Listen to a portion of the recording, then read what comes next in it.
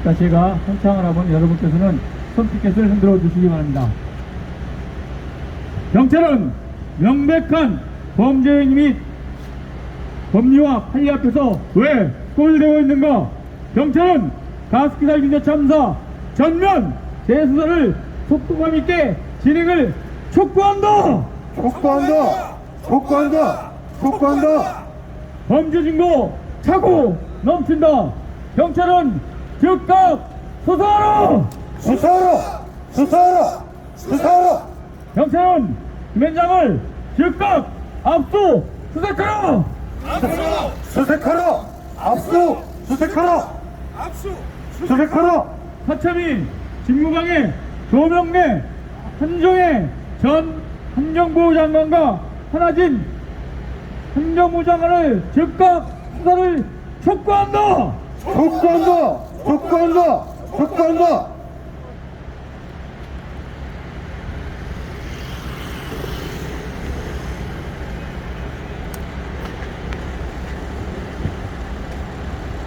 예, 기자회견을 시작하겠습니다. 진행하는 환경단체 글로벌 웨폰의 상임회장 김선호입니다. 먼저 1792명 가습기 살균제 참사로 인해 운명하신 영령께 대한 공념이 있겠습니다. 일동 공념.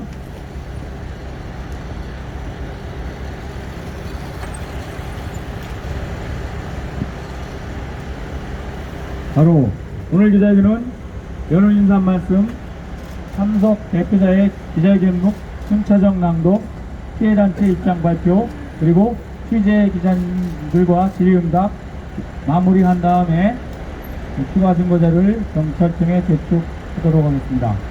먼저 송은학 공익감시 민권회의 상임대표님의 연은 인사 발언이 있겠습니다. 예, 방금 소개받은 공익감시민권회의 대표 송은학입니다. 오늘 저희들이 말씀드리고 싶은 것은 이미 기자회견문을 통해서 충분히 표현되어 있습니다. 그래서 그것을 읽는 것으로 대신하고 제가 기자회견문에서 빠진 몇 가지 사실을 보충하는 것으로서 오늘 기자회견을 시작하도록 하겠습니다. 최근에 가습기 살균제 관련해서 사법부의 최종 판결이 주목하는 판결이 두 가지 나왔습니다. 잘 아시죠? 하나는 금년 4월 대법원에서 이른바 허위 광고죄로 과징금을 부과한 것에 대해서 과징금을 부여받은 SK케미칼과 애경이 부당하다고 항소를 했습니다. 그러자 서울고법이 맞다, 무죄다라고 과징금 체급을 무효했는데 이것이 대법원에서 뒤집혔습니다. 뒤집힌 가장 핵심적인 이유는 무엇입니까? 그것은 바로 공소시효가 검찰이나 공정위가 생각하는 것과는 전혀 다르게 계속되고 있거나 있을 가능성이 많은데 이 부분을 충분히 심리하지 않았다는 것입니다. 그리고 어떤 경우에는 5년, 어떤 경우에는 7년을 적용할 수 있는데 그것까지 우리가 알 필요는 없고 가장 중요한 것은 위법 행위가 종료된 날로부터 공소시효를 시행해야 되는데 과연 공정위가 판단하고 검찰이 판단하는 그 날짜가 위법 행위가 종료된 날짜로 볼 수 있는지가 분명치 않다는 것이었습니다. 뿐만 아닙니다. 9월 이거 9월 말인가 10월 달인가 좀 정확히 않는데 헌재가 부당 광고 소송에 관해서 공정위가 심사를 할 때 온라인상의 광고 및 온라인상의 광고성 기사를 제외했습니다. 그것에 대해서 잘 아시지만 유선주 그 당시 심리관이 부당하다고 항의를 했고 바로 문제가 됐습니다. 2016년 그것이 바로 국민의 평등권, 기본권, 행복주권권을 부정하는 잘못된 행위다라고 헌법재판소 헌법소원을 제청했는데 2016년도 한 것을 그동안 시간을 질질 끌다가 누가요? 헌법재판소가 최근에 판결을 내렸습니다. 그리고 우연히 맞다 다시 심리하라 이렇게 했죠. 이것을 받아서 공정거래위가 24일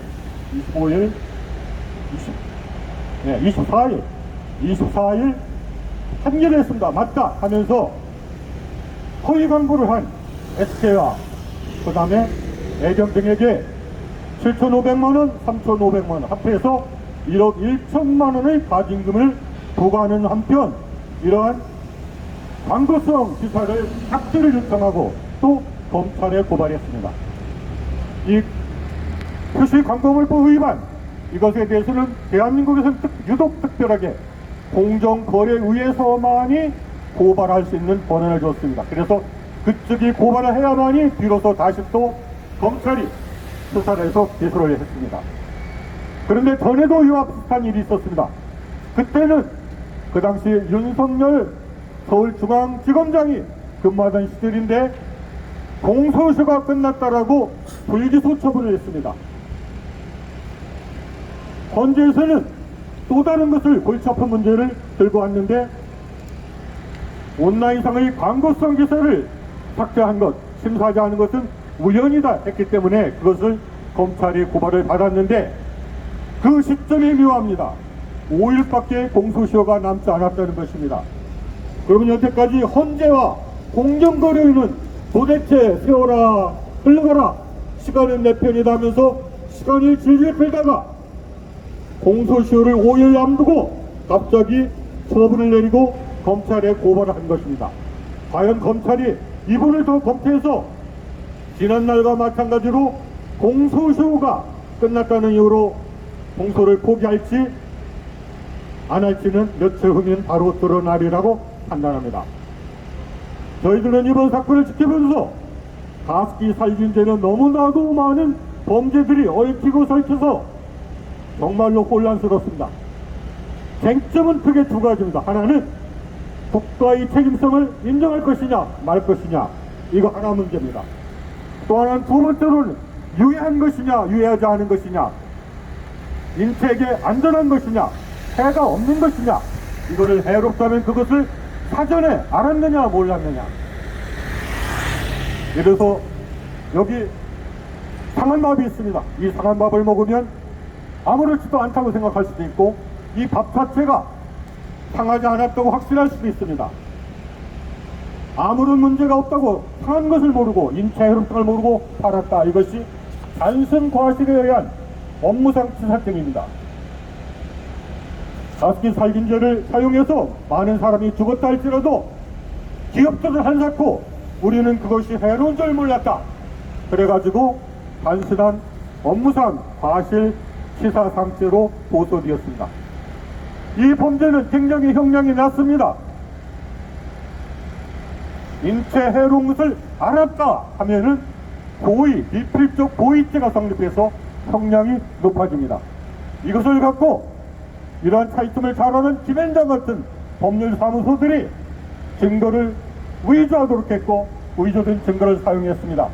단순하게 증거를 은닉했느냐 은폐했느냐의 문제가 아닙니다. 이것을 사전에 알았느냐 몰랐느냐. 여태까지 검찰은 증거 은닉죄 같은 것을 처벌했습니다. 그리고 업무상 치사죄도 기업이 잘 몰랐을 것이라고 무죄를 주기도 했습니다. 이 모든 제목들이 하나씩 조금씩 밝혀질 그런 고배와 있습니다. 그래서 원점에서 이런 사건을 유발한 환경부와 그리고 최대의 원재 기업인 SK케미칼과 그리고 그것을 법률적으로 조작한 김앤장 등 원점에서 엄정하고 철저하고 신속한 전면 재수사를 촉구하기 위해 오늘 이 자리에 우리는 모인 것입니다. 감사합니다. 예, 기자